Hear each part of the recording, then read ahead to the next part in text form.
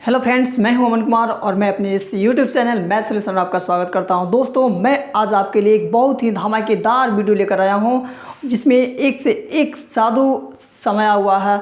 दोस्तों, आप height and distance से भागते होंगे बिल्कुल, लेकिन अब आपको भागने की ज़रूरत नहीं है क्योंकि मैं आपके बीच एक ज़बरदस्त ट्रिक देने वाला हूँ जिससे देख कर ही आप ऑप्शन में टिक कर सकते हैं। दोस्तों, बस मेरे साथ जुड़े रहें। अगर वीडियो अच्छी लगी तो प्लीज़ लाइक करें, शेयर करें, कमेंट करें और चैनल को सब्सक्राइब जरूर करें। दोस्तों, आइए वीडियो शुरू करते हैं। देखिए, यहाँ पे एक प्रश्न आपके सामने, एक नन्हा सा प्रश्न हमने लिया है। पहले ट्रिक आपको बताता हूँ क्या है कंसेप्ट मेरा, कि यदि किसी प्रश्न में आपके पास कोई प्रश्न हो, यदि किसी प्रश्न में उन्नयन कोण 45 डिग्री दिया गया हो, यदि किसी प्रश्न में उन्नयन कोण 45 डिग्री दिया गया हो, तब उसके ऊंचाई और आधार हमेशा बराबर होते हैं। हमेशा याद रखिएगा दोस्तों, आप जब परीक्षा देने जाइएगा 2000 मैट्रिक परीक्षा 2024, उसमें आप देख सकते हैं अगर प्रश्न आए, इस तरह से आता भी है प्रश्न, उसमें एक कंसेप्ट हम बताते हैं आपको।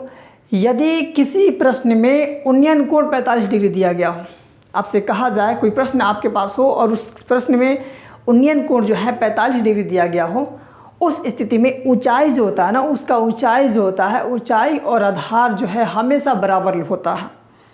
आप बनाकर देख सकते हैं, आप बनाकर देख सकते हैं, या कहीं पढ़ते हैं तो वहाँ आप चेक कर सकते हैं कॉन्सेप्ट से, पूरे मेथड से। बस मैं बता रहा हूँ, उसको सुनिए ध्यान से। ऊंचाई और आधार दोनों क्या होता है? बराबर। अगर समझ में नहीं तो आइए मैं बताता हूँ। बस देखिए, एग्जाम्पल मैंने लिया है।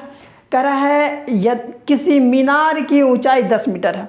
कोई मीनार है जिसकी ऊंचाई कितना दिया गया है? 10 मीटर दिया गया है, और जब सूर्य का उन्नयन कोण 45 डिग्री हो, यानी कि यदि किसी मीनार की ऊंचाई 10 मीटर हो और सूर्य का उन्नयन कोण 45 डिग्री हो, तो मीनार की छाया की लंबाई क्या होगी?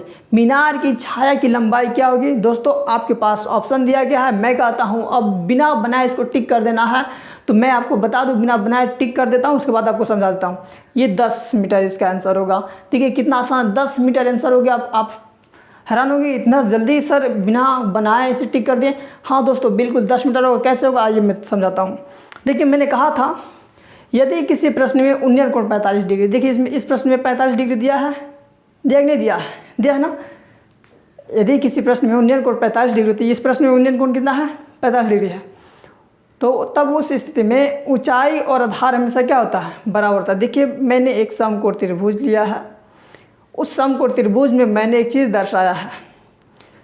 समकोण त्रिभुज मीनार, ये मीनार है। मीनार की ऊंचाई कितनी दी गई? मीनार की ऊंचाई कितना दिया गया? 10 मीटर दिया गया। मैंने भी इस मीनार की, इसको हम ए बी को मान लिए मीनार, और इसकी ऊंचाई कितना है? 10 मीटर हमने शो कर दिया है। ठीक ना। अब यहाँ से करें इसकी छाया। देखिए, अब कोई भी चीज़ यहाँ, मान लीजिए यहाँ पे कोई चीज़, यहाँ पे मान लीजिए कलम खड़ा किया है, इस पर जब ये कलम मान लीजिए रख दिए हैं, जब इस पर टॉर्च अगर लाइट आता है तो इसकी जो लंबाई ज़मीन पर छाया बन जाता है, ऐसे छाया बन जाता है। तो वही मीनार है, जब इस पर सूर्य का प्रकाश पड़ा होगा, सूर्य का प्रकाश पड़ा होगा दोस्तों, जब सूर्य का प्रकाश पड़ा होगा तो जो छाया बना होगा वह यहाँ से इधर बन गया। तो यही छाया की लंबाई पूछा गया, यानी कि यह क्या मानते हैं हम? इसको आधार कहते हैं कि नहीं कहते हैं?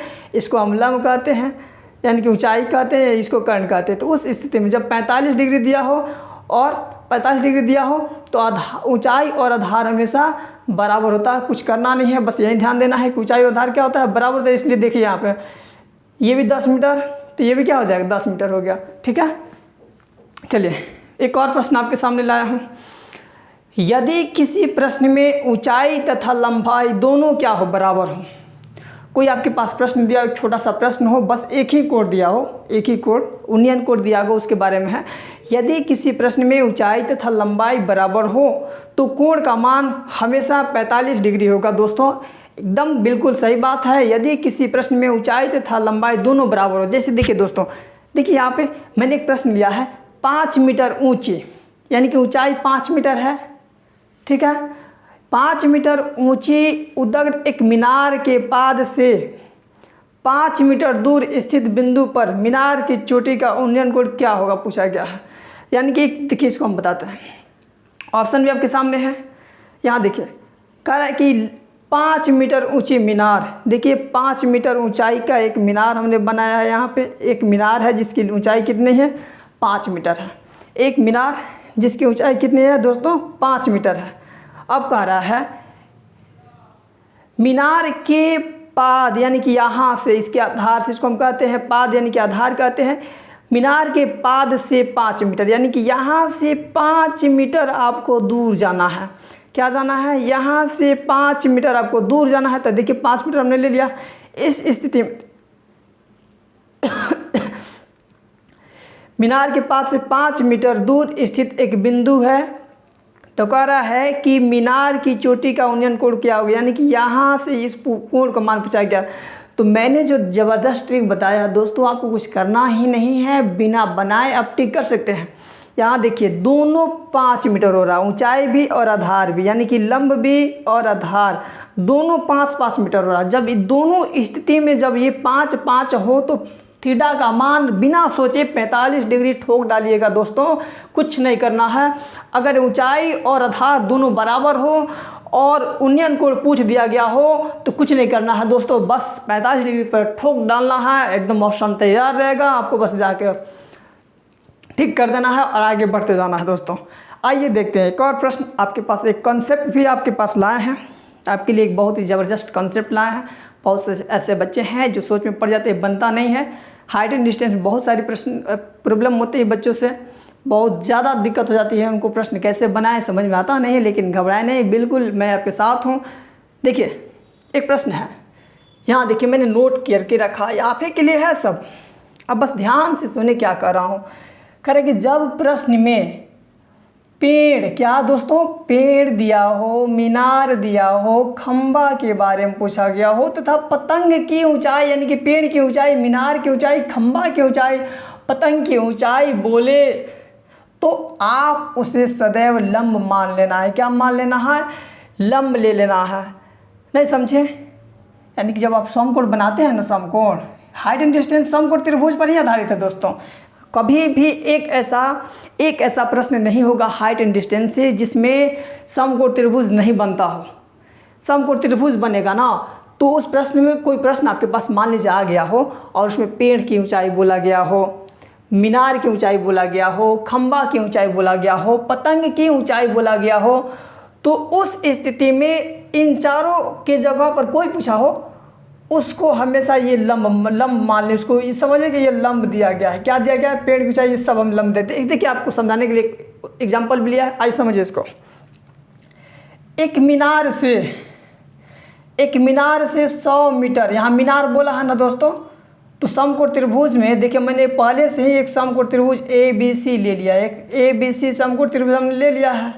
हमने बताया था ना कि हाइट एंड डिस्टेंस जो है समकोण त्रिभुज पर ही आधारित है। इसमें मैंने इसको समकोण पहले से ले लिया है। अब मीनार बोला गया है, तो मीनार के लिए हम क्या करेंगे, मीनार कौन मानेंगे, इस लंब वाले को क्या कर लेंगे, मीनार को क्या मान लेंगे हम हमेशा, इस मीनार की ऊंचाई को हमको क्या मानना है, लंब मान लेना है। मीनार की ऊंचाई को क्या मानना है, लंब। अगर यहाँ पेड़ पूछा रहता तो हम इसको क्या मान लेते, पेड़, यानी कि इसको पेड़ लिखते हैं यानी कि लंब।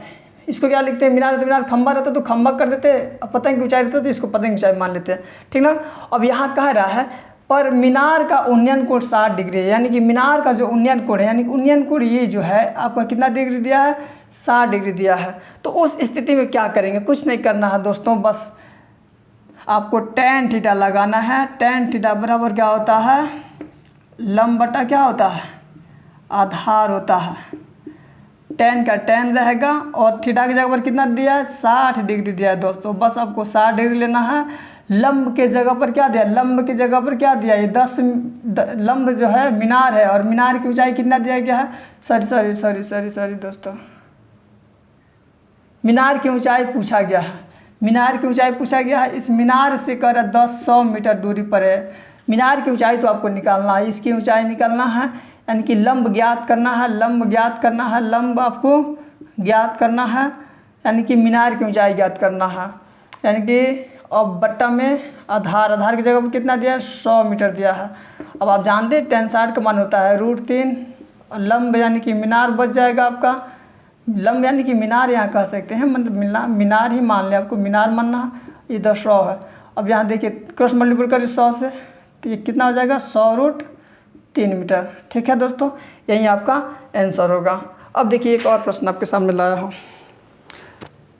कह रहा है एक 6 मीटर ऊंचे खंबा बोला है दोस्तों। मैंने कहा था ना खंबा, तो खंबा होगा तो इसको हम क्या मान लें, इसी लंब को हमको क्या मान लेना है, खंबा मान लें। इसी लंब को हमको क्या मान लेना है, खंबा। ध्यान से इसको भूलिएगा तो बहुत पछताइएगा। पेड़ की ऊंचाई, मीनार की ऊंचाई, खंबा की ऊंचाई, पतंग की ऊंचाई पूछता है तो आप समझिए वो लंब पूछा है, लंब बोल रहा है, तो इसको हम नोट कर देंगे, यहाँ क्या मान लेंगे, खंबा। और कह रहे कि एक 6 मीटर ऊंचा खंबा, यानी कि जो ये खंबा होगा इसकी ऊंचाई दिया गया होगा 6 मीटर। दोस्तों कुछ नहीं दिया है, 6 मीटर ऊंची खंबा है, तो हमको भी क्या करना है, इसको 6 मीटर खंबा कर लेना है। यहाँ पे हम 6 मीटर रख दिए दोस्तों। अब देखिए जो खंबे की छाया है, जो यहाँ से छाया बनेगी, इस खंबे की बेचारे की जो छाया बनेगी पृथ्वी पर, वह 2√3 मीटर बता रहा है। यह जो छाया है कितना बता रहा है, 2√3 मीटर। ये पहले से 6 मीटर दिया गया है, और जो खंबा से जो छाया बनेगा, जो दोस्तों छाया बनेगा, वह कितना दिया गया है, 2√3 मीटर दिया गया है। तो पूछा गया सूर्य का उन्नयन कोण क्या होगा, यानी कि इस पर जो कोण बनेगा कितना डिग्री को। कुछ नहीं करना है, बस आपको tan थीटा बराबर लंब बटा आधार लेना है। क्या लेना है, लंब बटा आधार लेना है। tan का tan रखना है, थीटा का मान थीटा रखना। थीटा का मान तो दिया नहीं, ये इसका मान तो दिया नहीं, यही निकालना है।